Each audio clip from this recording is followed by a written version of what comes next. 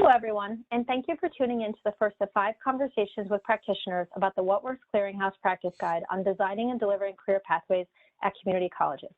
This practitioner's perspective video is designed to bring in practitioners from the field to discuss their on-the-ground experience in implementing the practice guide recommendations. My name is Sarah Costello, and I'm a principal associate at Abt Associates. I'm also the project director of the What Works Clearinghouse Post-Secondary Contract, which is funded by IES. Today, I am joined by one of the expert panelists who developed the practice guide and 2 expert practitioners who will talk about recommendation 1. Grant Gould is the Director of Pathway Development at Futuro Health and part of the CTE faculty at American River College, which is part of the California Community Colleges system. Grant is currently Department Chair and Program Director of Emergency Medical Services at the college. He previously served on the Executive Committee of the Statewide Academic Senate and was the inaugural Chair of the Senate's CTE Leadership Committee.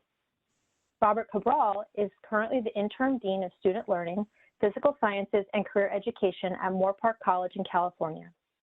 Prior to this, he was the Dean of Career Education at Oxnard College and former tenured faculty in accounting. He also served as Academic Senate President, Department Chair, and in various statewide roles within the California Community Colleges system. Lynn Shaw is Director of Career Technical Education for the Academic Senate of the California Community Colleges. She has been a miner, steelworker, longshore worker, and journey-level electrician. She also has experience as a professor of electrical technology, co-chaired the Task Force on Workforce, Job Creation, and a Strong Economy, and served in the statewide Chancellor's Office of the California Community College, specializing in all things career technical education. Thanks for joining me today. Before I turn it over to Grant, Robert, and Lynn, I want to briefly introduce Recommendation 1 and its evidence rating. The first recommendation in the practice guide is to intentionally design and structure career pathways to enable students to further their education, secure a job, and advance in employment. When designed and implemented well, career pathways offer students a clear blueprint for educational and employment advancement.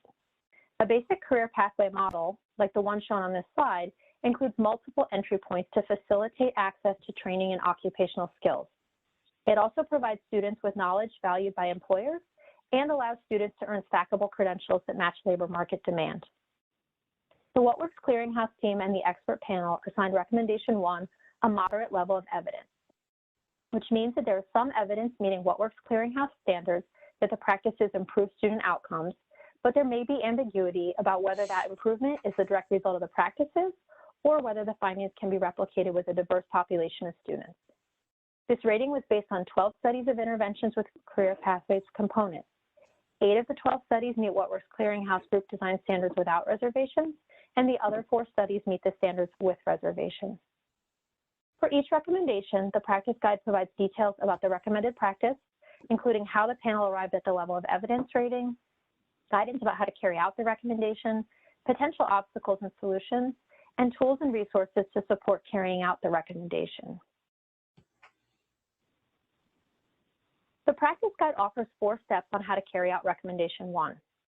The first is to align career pathways to industry needs. This first step is critical. It is important to align curriculum and instruction with the occupational skills and knowledge that employers demand, and also to build trust with employers in the quality of your program to increase students' opportunities for employment upon completion. Establishing and maintaining strong, regular, and meaningful connections with employers is one of the most effective ways for community colleges to ensure their pathway programs remain relevant and responsive to industry needs. The second is to define and create accessible pathways with clearly defined entry and exit points. Career pathways options that are clearly defined enable students to see how the education and occupational training along a pathway can lead to specific occupations or clusters of occupations. Students today rarely follow a linear path to program or degree completion, and they often stop in and stop out along the way. Pathways are most accessible to students when they have clearly defined entry and exit points so that students can learn and earn without penalty. Students also benefit when the credits or credentials that they earn are stackable. The third how-to is to allow sufficient time for curriculum development and approval, but seek accelerated approval when feasible. If new courses will be required for a pathway, community colleges will need to allow sufficient time for curriculum development and approval. The panel encourages college administrators to carefully review their program development steps and processes to identify institutional roadblocks that could potentially be removed. The bottom line is that it's important to build in the time for careful planning and alignment to industry needs while also removing barriers that delay curriculum approval. The last how-to step for recommendation 1 is to connect students to pathways that align with their knowledge, skills, educational interests, and career goals. This step goes hand in hand with being student-centered, thinking about the student experience in the program from the student perspective and helping students make informed decisions about the best career path for them. To facilitate this, community colleges may include applications, skills assessments, career interest assessments, one-on-one counseling, and/or career coaching during their program intake processes. To bring these how-to steps to life, I'm going to turn it over to our experts now. Welcome, Robert and Lynn. Thank you for joining me today. From my experience, how to, the number 1, align career pathways to industry needs is key. As a CTE instructor, I see firsthand the need to make our students ensure that they're hearing and learning the things that our employers expect them to do. Otherwise, it ends in frustration with our students not being offered employment and employers unable to meet their labor market demands. Robert, what benefits have you witnessed when CTE programs specifically and carefully align their curriculum and student competencies or outcomes with current industry needs? Well, first of all, thanks, Grant, for inviting myself out to come speak to you folks today. I think it's a great opportunity to share my perspectives. I was thinking about this question as you're asking it, and it's really, I look at this as a two-part question, really in an employer perspective as well as a student perspective. For our students, it'd be a lot different, quite frankly, if I was working at Stanford and teaching an MBA program, and I had a defined cohort of students that I knew their skill sets because they have a rigorous application process. But the beauty about and the advantage about our community colleges, as you know, is that we admit the top 100%. And so given that, we have students coming in a lot of different entry points. And so we have to be very much attuned to that. So it's not an easy challenge, but it's exciting. On the employer perspective, I think it's important, and some of the successes we have done is we have created listening sessions, and we started doing this pre-pandemic as well as during the pandemic era of last year, where our listening sessions are a little bit different, Grant, than our typical or classical business advisory meetings, where we convene certain key stakeholders in our community, primary CEOs, directors of HR, CFOs, to come to our campus or come on a Zoom event such as this. And we really challenge ourselves to be quiet, not say anything, and listen and exactly hear what our industry is telling us. So that's going to help us align and look for opportunities of, curriculum development and partnering with our employers, and to have a real meaningful employer engagement. Excellent. Thank you, Robert, for that. Lynn, is there anything you'd like to add about aligning pathway curricula with industry needs? Thanks, Grant, and nice to be talking with all of you today. I really think one of the hot issues for the future is credit for prior learning, that we need to recognize that learning takes place in multiple ways and in multiple settings. And with the community college student average age in California being 30, we need to recognize that they have learned things out there and give them credit for that so they don't start at the very beginning. And I think that would make us very popular with our industry partners, because for career technical education students, that's where we want people to go. That's who our partners are, the industry, and making sure students get the skills of tomorrow, not yesterday. Excellent. Thanks, Lynn, for that. When I was working with other panelists to develop this practice guide, we reflected quite often on how the labor market data was a helpful tool for community colleges. It was a major area of focus. How has labor market data influenced your experiences in building or managing CTE programs in your region? So for me, data is paramount to understanding the situation of the workplace and the students. Like, you just can't use anecdotal stories anymore to make decisions about where you invest. And the problem with data is that it's backwards looking. It's looking at what has happened. But there's lots of technology now that has predictive analytics, and like Burning Glass is an example, to look at what the jobs of today are, not the jobs of yesterday. So the other thing I think is really important to consider about using data is that showing there's a skills gap, meaning we don't have enough people being prepared for the jobs of the future, is that we need to take into consideration a living wage. Like, there are many openings for low wage jobs, but it seems like we need to be preparing our students for jobs that provide economic self-sufficiency. And then my last point about data is you really need to look at the stark and gender and race segregation of jobs, and we need to have students have a chance to choose their jobs based on their interest and abilities. And, you know, my past as an electrician, miner, steel worker, longshore worker, I obviously didn't choose those jobs because I saw people who looked like me. So, you know, there's a lot of decisions that need to be based, and they need to use data to make them. Lynn, I know you and I spent some time in the California Community College Chancellor's Office, and one of the things that took place there was a significant investment in data analytics and data collection systems. Can you speak just briefly about this investment that we saw when we were in the office? So this whole idea of these anecdotal stories about how great students were doing, like, can give life to your programs, but really, if you want policy change, you need to look at what really is there. So we developed a big data system called Launchboard. And Launchboard, you could actually look at what one college was doing at another college. You could slice and dice the data in various ways. So if you wanted to know how your program or your college or your region or the state was doing in terms of student output and who the students were by race, gender, how they complete, what their wages would be if they took a certificate versus a degree, it's all there for everyone to see. And that turned out to be a really important tool. Thanks, Lynn, for that explanation. I appreciate it. Robert, is there anything you'd like to add related to this topic? Yeah, absolutely. I'm glad you brought up that question with Lynn. It's been the benefits of all the hard work that she and as well as yourself have done in the past that's really been helpful for our community college system here in California.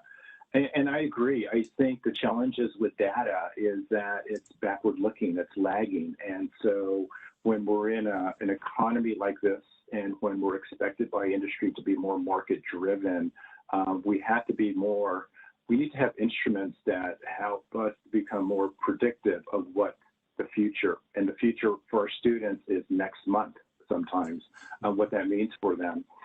Some of the things, I could just add maybe one point on where we have taken the next step based on the previous works of this launch board, and a lot of our centers of excellence folks have been working on. I come from a middle to large community college, and so I have the benefit of housing two research analysts that are specific for career education. So I know I'm privileged on that, so we want to make sure we use them in the right way. We did a study recently, and this is how I think the data has recently supported us in a positive way, is that we were able to survey during the pandemic, and we were able to survey the number of jobs posting between March of 2020 and August of 2020, and kind of look at the number of what the type of job postings are, what industries were looking for folks, and how do they then align to our programs that we have already in offering. And we were able to identify there was about 77 in our specific marketplace. There was about 77 key occupations that we found that we call them out here resilient, that regardless of the pandemic, people were still looking at employing qualified students or employees to support those industry needs. And of those 77 occupations, we found about 30 middle skilled jobs that we could align ourselves with in terms of curriculum development. And it was really not so much about developing new curriculum, but really repackaging some of our existing curriculum to make it in a way that would be attractive for our industry folks that were still running their businesses, and also relevant for students who were looking because they were recently displaced in industry. Those are excellent, excellent examples, Robert. I appreciate that. Okay, you both. Now let's turn our attention to another issue, one that I think is really going to, resonate with our viewers. I'd like to turn to another issue that community colleges may run into when developing or implementing career pathway programs. In my experience, the local curriculum approval process can be somewhat time-consuming. In fact, sometimes CTE programs are blamed for not remaining attentive to industry changes. Robert, can you share with us some of your experiences in curriculum approval processes? Specifically, are there parts of the process that either helped or hindered your efforts to respond to industry or employer demands? And were there any solutions that you can provide to us? So I got to tell you, so allow me some leadway here. So this is my second career. I came from the financial services industry. I was a professional banker. I was a commercial relationship manager. And I remember times when it was very easy, or not easy, but I would meet with local organizations or industries that were looking at buying some commercial space so they could bring their organization to our marketplace, and they can employ 1,000 new employees and drive our economy. And so it would take me about a week to maybe arrange a multi-million-dollar credit facility. And so when I leaped over to higher ed, and I remember this is back in 2006 when the incumbent president at the time said, community colleges are the market-driven economic driver of our nation. I thought I was going into the right place.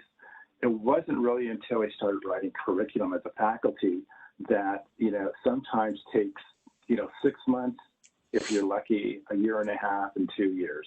And it's not so much about the ideation process and exploring the curriculum development. It's really going through the nuances and each campus's local bureaucratic idiosyncrasies, and that becomes the challenge. So I can speak peripherally about it. It's something that you have to learn how to be patient with, but the challenge for us as for faculty as well as administrators, and when we're trying to move the needle in career education, is really trying to instill patience, because it is such a bureaucratic process. And that's one thing that, I'm still hoping for some type of change in that.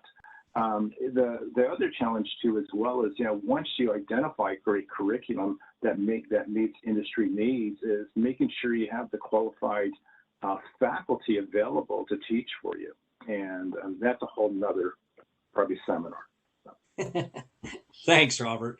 Lynn, I know you've got some passion around this coming from industry. I've personally been in meetings with you when you've discussed this, and I know it's a passion. Do you have anything you'd like to shed some additional light on this topic?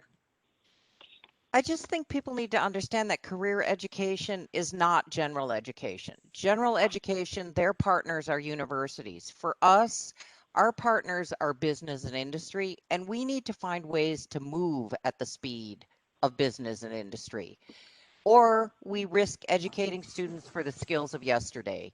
And I know I keep harping on this, but I just think it's so important to understand that probably most students are not going to have a job for 30 years or 20 years. Probably you're going to have to upskill every year or two to keep up with what's going on in the world of work today. So for the curriculum process, I don't have any patience, Robert. The only idea is that we need to streamline it, and we need to accelerate it, and we need to move at the speed of business. Lynn, I agree with you, and I know it can be done. Both Lynn and I participated in a pilot project where it was done in a region of our state very intentionally, and we brought our academic colleagues together, some of the leadership on our campus, and in a couple of days, we were able to figure out ways to remove some pretty significant barriers to curriculum process approvals when most of those barriers were just traditions that had been carried on with no recent justification. And so I know it can be done, and I'd encourage all of you to take a look at how you can do that in your local campus or in your region. Now, the second thing I'd like to do is talk about the next how-to step in recommendation 1, which highlights the importance of defining and creating accessible pathways with clearly defined exit and entry points for our students. Lynn, what has been your experience with students entering and exiting career pathways more than once on their educational journey? So I think of a student journey as a freeway on and off ramps, because I live in Los Angeles, so that's a good analogy. Right. So this sort of defines what happens to a student, and we want to encourage. We know they're going to come and go, so we want to encourage easy off ramps and easy on ramps so that they can return, so they don't just stop coming to school, because the idea that learning is stackable and it's lifelong. And that is the demand of industry and business today. So again, we need to look at credit for prior learning and how students' competencies, not hours in a classroom or hours doing a certain course. It's about what they learn. And so credit for prior learning and competencies are a better measure of today's student. And then the whole lab system that we have for career education, it really creates roadblocks for students, because this means they have to go out and get another job to support themselves and probably their family. So I like the apprenticeship model where it's earn while you learn. And it's better for employers too, because they can instruct students on the job as they're getting their academic training. So we want to make sure we build those in and out pathways and make it easy for students to come and go. I mean, we don't like them to go, but let's recognize reality. They do go. Right. And finally, let's make shorter courses. The semester system and the quarter system is such a 1950s system. Let's look at what students need today. Yeah, that's a great point, Lynn. I mean, obviously things have changed in the last year and forced colleges to take a significant look at their schedules and when it meets the needs of their students. And so I think those are great points. Robert, what are some of the considerations that you and your colleagues at Moorpark College take into account when you're thinking about entry and exit points along a particular career pathway? Yeah, I really love the analogy that Lynn uses where, pathways are like a freeway system. But knowing that living close to Los Angeles, we want to make sure that we want to remove as many roadblocks as we can, because it can be pretty slow sometimes, and we want to make sure we have those clear pathways for students. So one of the ways that we try to address this is by looking at and providing short-term, low-unit certificates that may meet that particular student's needs to allow them to upskill or even reskill or retool, their quiver, right? And so it's really trying to recognize where the student's at. One of the things that we really try to focus on is where are they at in their process or in their pathway. Are they looking? Are they exploring? Are they still trying to identify the awareness of where this new course or possible new pathway will take them? Or are they looking at fine-tuning their skill set to be better prepared with their existing job or maybe a competing job they're looking to apply for? So we try to look at that, and at the same time, we understand this is a dynamic relationship with not only with meeting the needs of employers, but also looking at the students. What are the barriers? What's preventing them to get them to the point where they want to be? And so we look at bottlenecks. We try to identify those in advance and try to be proactive. It's also very helpful for us that we maintain constant and meaningful conversations with our high school partners and feeder schools. It's also important that we meet, continuously with our adult ed programs too around us, because a lot of times they're providing us the student bandwidth, and those are the students that are more impacted by changes in the economy. And so we have to be mindful for that by looking at barriers to entry, what's preventing them from being successful, and then how can we help them overcome that with programs that are meaningful, meaning in terms of low unit, short term, giving them the ability to come in, get some skill sets that are meaningful, they're employer ready, and it elevates them into a livable wage. Thanks, Robert. Well, it sounds very much like you fed right into our next topic. In addition to entry and exit points, another topic that's increasingly central to the conversations about career and technical education is the idea of stackable credentials. Lynn, in your opinion, why are stackable credentials so important to the success of our community college students? So stackable certificates and credentials are in response to the industry need for lifelong learning. And it's not only important to our community college students, it's important to the economy of the United States and our business and industry partners. So everyone, even me, even you, must be constantly upskilling to keep a job and move up in a career. So stackables are in response to the fast pace of technology and other industry changes. And I just think there's going to have to be more of that in the future. Yeah, totally agree with you. Robert, can you add something to that? In my area, it's really in the financial services area when I was teaching, and I agree with Lynn, looking at meaningful industry credentials or stackable certificates that have value in industry seem to be most important. It does a couple things. One, it validates the student's career exploration, the original commitment to saying, I want to be an accountant when I grow up. And if we could provide short-term programs that are meaningful, that get them engaged with industry and industry sees them as relevant, I think everybody wins. One of the areas of success we have had that in is when we formed a partnership with Intuit. And we were able to teach QuickBooks certification classes using the QuickBooks Online platform. And we were bringing in students in small cohorts from 15 to 20 students.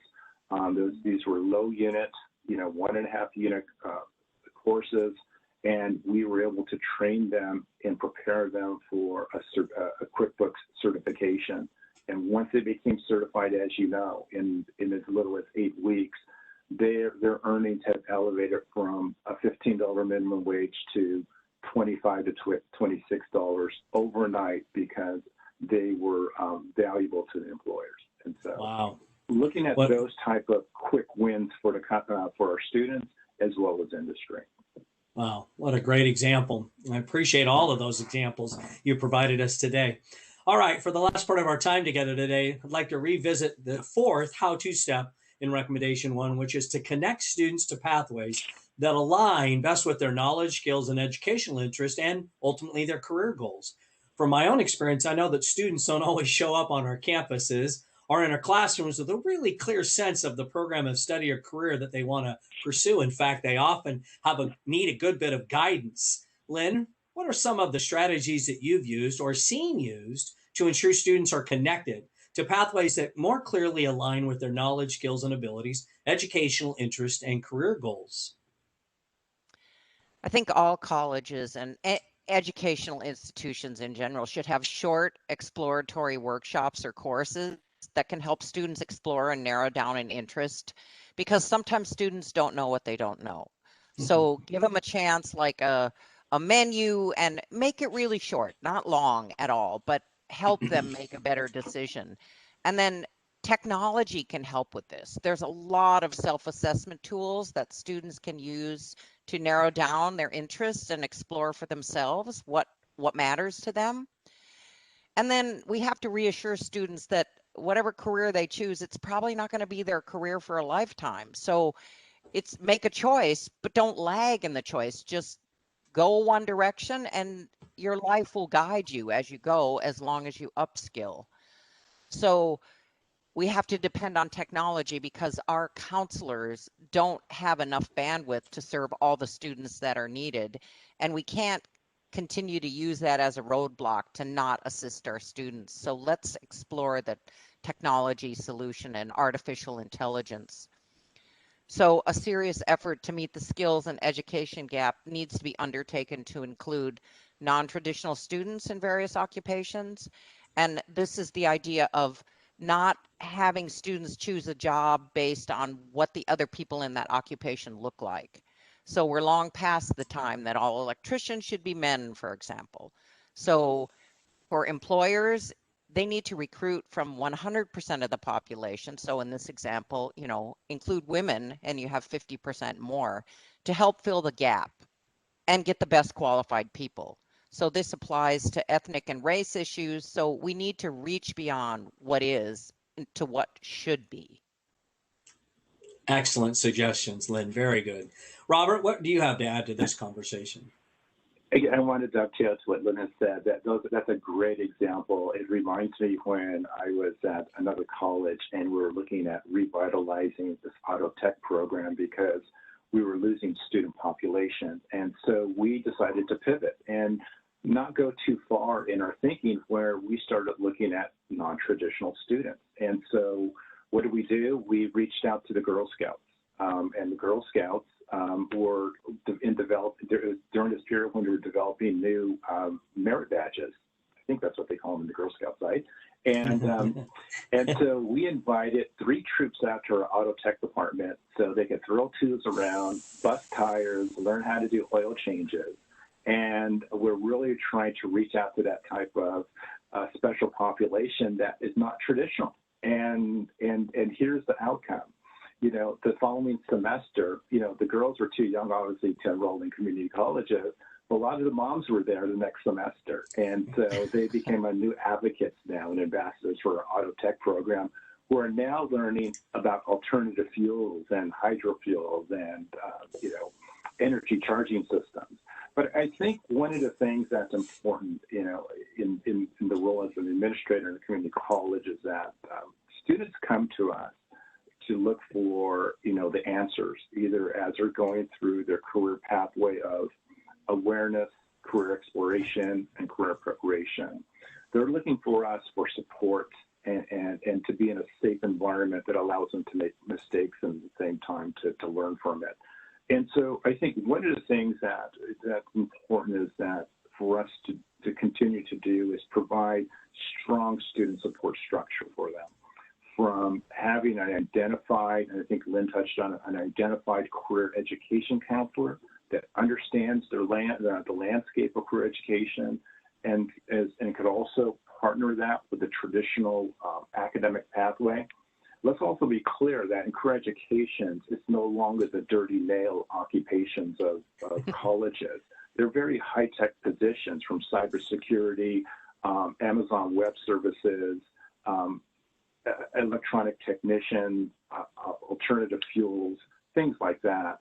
And it's very important that, and a lot of these programs do lead to bachelor's and graduate pathways.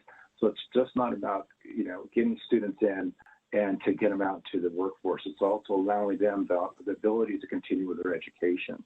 But we look for ways to continue to provide this student efficacy support, letting them know that they're going to come to, our college.